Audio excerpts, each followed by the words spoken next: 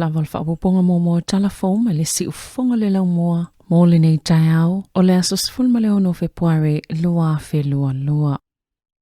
E tu sama le afe lau ingo tangata sa ia na nafi fafuane o le maotol palmene e awau pele tite e sanga ipolo ingol covitis fluiva matui pui o le mai o le asoiva le nei o le tite e o mai ana nafi walata i le lua se launi salanga o ta avali na paka mapolo kai le awala le palmene peitai na ta uena o le tasi le sala ua tutongi mai le se lau valus fulule na tu inatu e ui ua tu inatu i tangata tite ele avano e pakai e le ise tutongi i le malaita alo le Sky Stadium ina ia awaina i poloka le awala te le peitai e na ole tu sama le fase fulule au ingo ta avale sa iai ina ua sia e tu Tala le leite o New Zealand e ui e fase lau 5 avano mo ta avale le fonga fale pito ilalo o le malaita alo na whaalia le komisina o leo Andrew Costa e whaalo ia te taua tangata i tite e ai peitai wa tele a fianga mo isi feo inga ilungo o wala titele o a onga mapisi nisi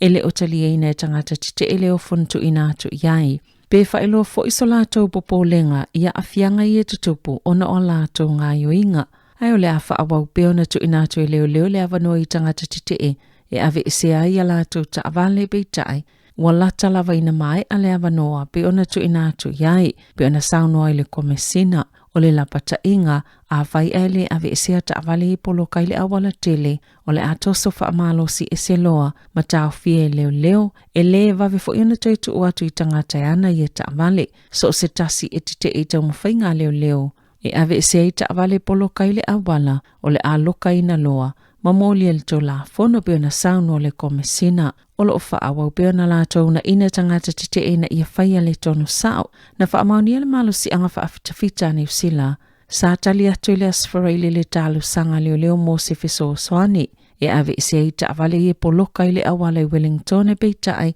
o lo whaawau pe ia whiutanga inga.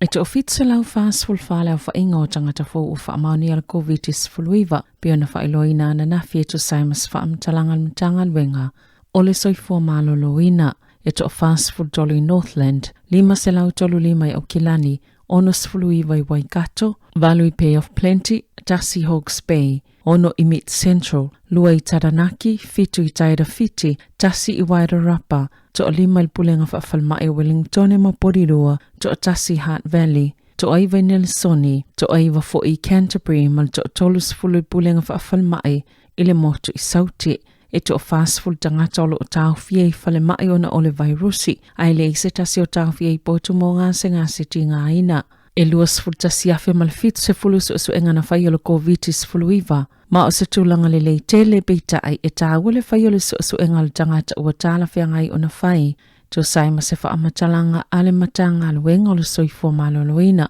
Ona e whaatuwai e le avano mo tangata i te tauna whaia su enga, sa mo moli le whaaftai al mtanga alwenga, i tangata umalavoni usila ua whai tui pui. Ona e whaapeo whaatino la lātou pito la au ina ia saunga le mo ma pui a tangata umoni usila, pe ona whaalia i al mtanga alwenga o le soifua maloloina.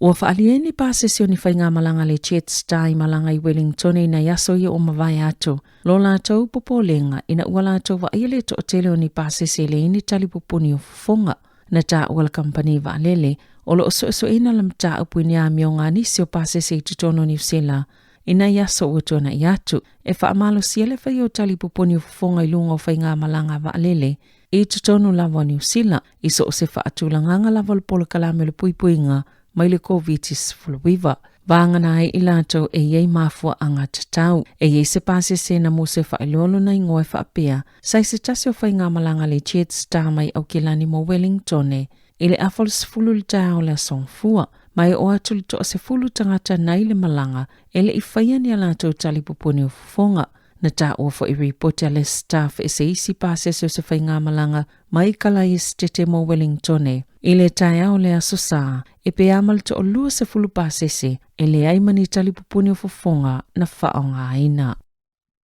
O le awhasaina i te tono New Zealand whaatinonga po o ngā yoinga matonga fitinga i li liu pe suia i le tangata, lea e i tu ainga tutusa, ina ua pasi i le pililo na whaitaunga whaatolo le palemene, o le isi ono masina i lumo le amatai o na whaamamalu. Na langlango ina whaipule le Labour, Green, Act ma le te pati Māori. Whaapea i mawhaipule to luas fulima le National. Ai o leisi to avalo le National. E awhi Simon Bridges, Simeon Brown, Melissa Lee, Todd McClay, Simon O'Connor, Chris Peng, Shane Retty ma Michael Woodhouse na te le Billy.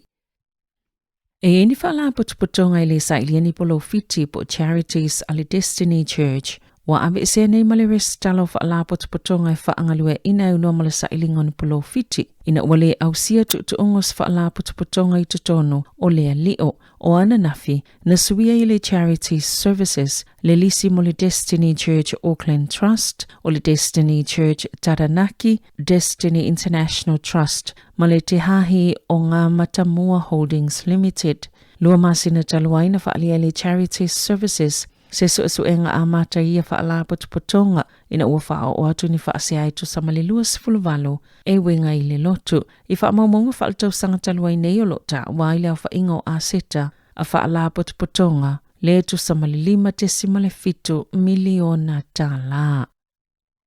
O le asoita wa au ina atu ai il fa ala putuputonga le Save the Children la la tautalo sanga ua mai ona saini e se fulu a fitselau fitus fulmalfa o tangata ni usila o lo talo sanga ai ile malo. Ina ia fa atu maupela matafa yo le komisina ni usila mo fana witi. O le pili tau fa aufi ua ta ua o le Oversight of Oranga Tamariki System and Children and Young People Commission. O lo iluma le komiti fa pale mene le taiminei. Ma le ave sia ile matafa yo le komisina mo tamaiti. Ma le pule li poti sa o ile pale mia e fa ye masuyo fana witi peitai. Ua whaatu ina se komisi fo mota maiti matupulanga talavou, e whaangalue ina se komiti whaatonu i le vao le tolu, ma le ono leo whainga o na sui. Na taue Jackie Southey o le whalaputuputongo le Save the Children, salu i tau ina bea ele komisina o tamaiti ia le malo New Zealand, mo le silia ma le tolu se fulu tau sanga, ina ia whaiani singayo i ngai sili atu, mo whana witi a New Zealand,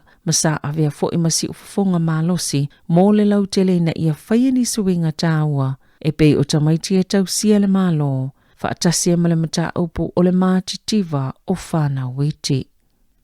I alonga, wa ta uel tamaita i o soi Sadowski Synod, e o fo i ateia, e tei ina ua mana malo i le pina siliva, e le alonga le snowboard big air, o whaase enga i lunga le aisa, i alonga Olympical tau malulu le lo whaangasolo i Beijing i Saina. Sa maana malo Sadowski Synod i le pine auro le slope style i le vaias talwai. Ai o le whātau sanga talwai, na ia mawai na ile pine apa me mea i le big air. Wa ato i ele 5 pine e manu malo ai tangata ta alo ni usila i alonga Olympical tau malulu, ma le tolu o i pine, na mawele tamaita i talavou, o le tamaita i Austria o ana keisa sa manu malo i le pine auro. Na whailuel numero tasil na langil tenisi le itu paoli i Novak Djokovic i le asolua, o sauni e whaamisil ta amilusanga tenisi falani ma Wimbledon pe a whaia mo umia le whaiona tui puipui le COVID-19 ia ma whaieo na awai i sana whaamatala le BBC na ia ta awai o ia le i whaiani ona tui puipui le COVID ua malia lava e misia ta anonga titele le asasya mpine i taloai nei. Wa ia malamalam fo il tulanga o ia te ia ta amilusanga titele ona olele whaioni ona tui puipui na ta oe Djokovic. O ia ele te e tui puipui peitai e elona talatonunga le saolotonga e filifili e tangata po ani vaenga e tu itutonolo na tino ma ia te ia lavala e taua tele lea tolanga. Tala fo ia maile si ufonga le laumua mo le nei vaenga o le tai au.